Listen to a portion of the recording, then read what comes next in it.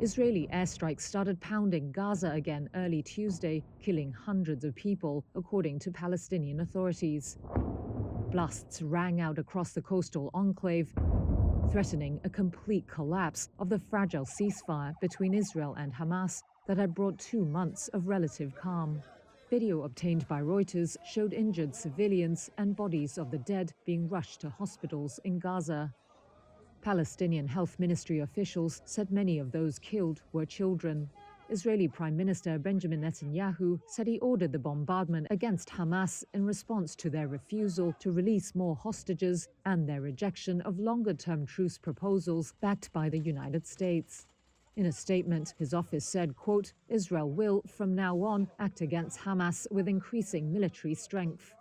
Hamas accused Israel of breaching the ceasefire agreed on January 19th and jeopardizing efforts by mediators to move on to the second phase negotiations of the deal. A Hamas spokesperson told Reuters on Tuesday it was communicating with mediators with hopes of completing the implementation of the original agreement to secure a permanent end to the war.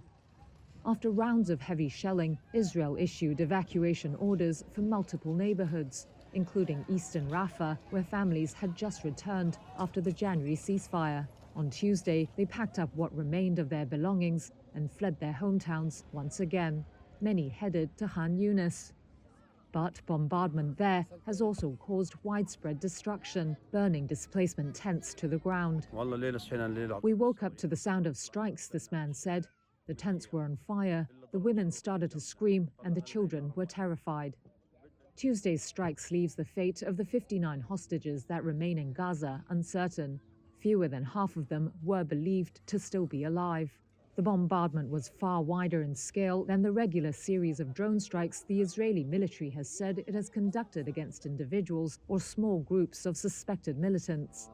The military said on Tuesday it hit dozens of targets. It said the attacks would continue for as long as necessary and extend beyond airstrikes, raising concern that Israeli ground troops could also resume fighting.